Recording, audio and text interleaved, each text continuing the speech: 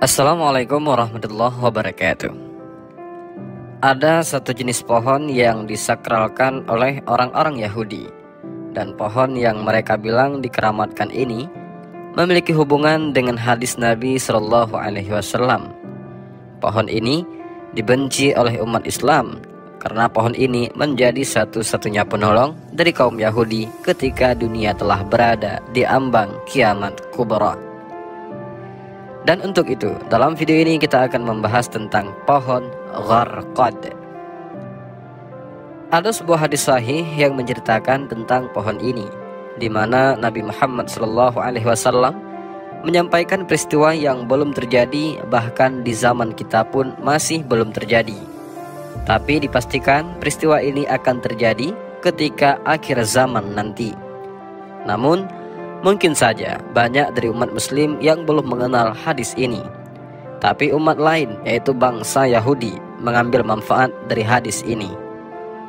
Dari Abu Hurairah radhiyallahu an, Rasulullah Muhammad sallallahu alaihi wasallam bersabda, "Kiamat tidak akan terjadi sehingga kaum muslimin memerangi Yahudi. Lalu kaum muslimin akan membunuh mereka sampai setiap orang Yahudi bersembunyi di balik batu dan pohon.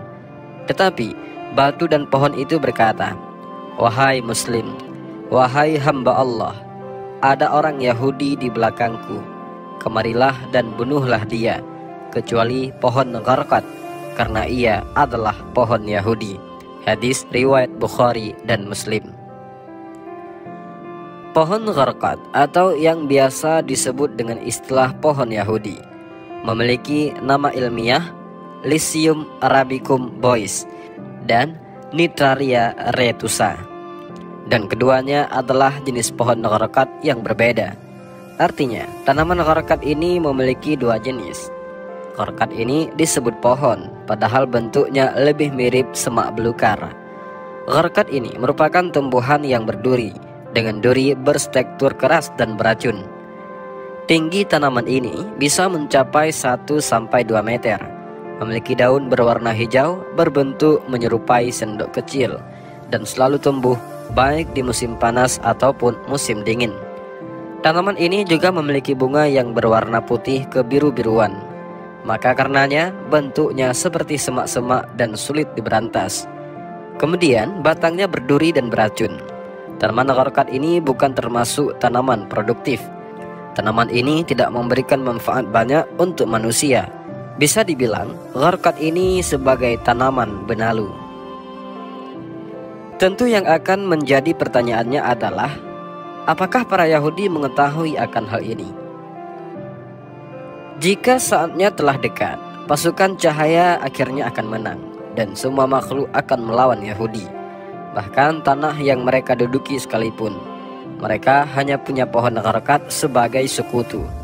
Kalimat itu adalah catatan yang ditulis oleh Anne-Marie Oliver dan Paul Steinberg di dalam bukunya tentang penelitian mereka pada tahun 2006.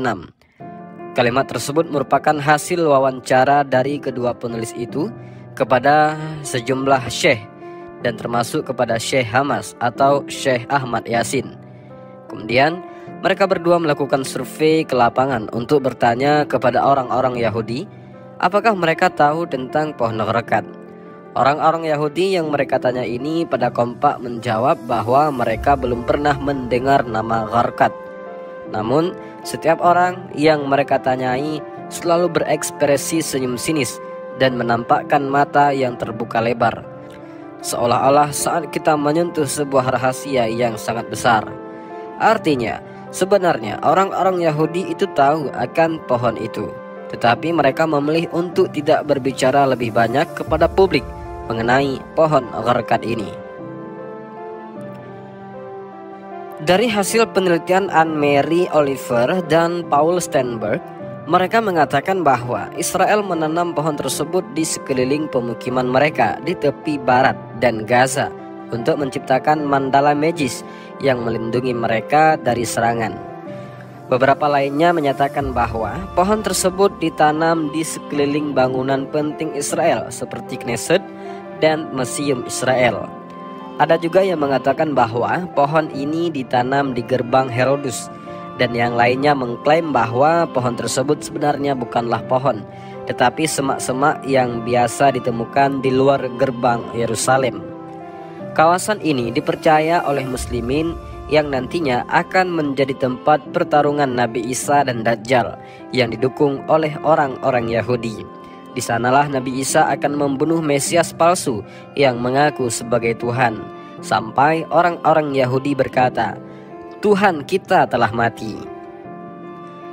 Dan apakah para Yahudi ini melakukan penanaman massal tentang pohon gharqad ini?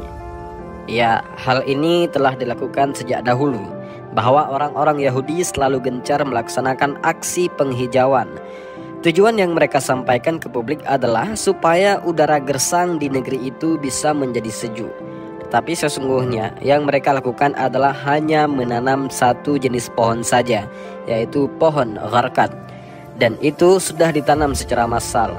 Di era modern sekarang ini, orang-orang Yahudi membuat sebuah website resmi yang bertuliskan "Plant a tree in the Holy Land", yang artinya tanamlah pohon di tanah suci. Ketika kita masuk ke dalam website tersebut, kita langsung ditawarkan untuk ikut menghijaukan tanah suci. Sebagai umat Islam, kita pasti senang mendengarnya. Bagaimana tidak? Kita bisa ikut andil dalam program penghijauan tanah Palestina. Tapi bukan itu maksud mereka. Di website tersebut kita ditawarkan beberapa pilihan. Mau menanam pohon ukuran S, M, L, atau yang besar yaitu XL, dengan mengirimkan donasi mulai dari $3 saja. Dan sebenarnya dari dana tersebut mereka berencana hanya akan menanam satu jenis pohon saja, yaitu gharqad. Tetapi tanpa kita sadari, kita sedang memberi perlindungan untuk Yahudi. Dan mungkin saja ke depannya orang-orang Yahudi sedang mempersiapkan kegiatan yang lebih masif untuk menanam pohon ini di segala tempat di negeri Palestina. Kita sebagai umat muslim telah mengetahui bahwa Nabiullah Isa bin Maryam akan membunuh Dajjal di pintu gerbang Lot Palestina. Ketika mengetahui Dajjal telah mati, orang-orang Yahudi menjadi panik dan berlarian ke sana kemari untuk bersembunyi. Sementara itu, kaum muslimin mengajar orang-orang Yahudi ini untuk dibunuh. Maka setiap batu, kayu, dan tempat apapun orang-orang Yahudi ini bersembunyi dari kejaran kaum muslimin. Benda-benda seperti batu, kayu, dan lain-lainnya Allah Subhanahu wa Ta'ala takdirkan untuk berbicara. Benda-benda ini mengatakan, "Wahai kaum muslimin, ini di belakangku ada Yahudi, tapi hanya ada satu pohon saja yang diam dan tidak berbicara, yaitu pohon gharqad." Mungkin ini adalah hal aneh. Masa pohon batu bisa berbicara? Tetapi tahukah kalian, dalam peperangan Hamas dan tentara IDF Israel, kita juga pernah mendengar cerita-cerita seperti ini, yaitu cerita tentang para pasukan mujahidin Hamas mendengar ada orang yang berbicara, tetapi tidak ada orang di sampingnya. Ceritanya seperti ini.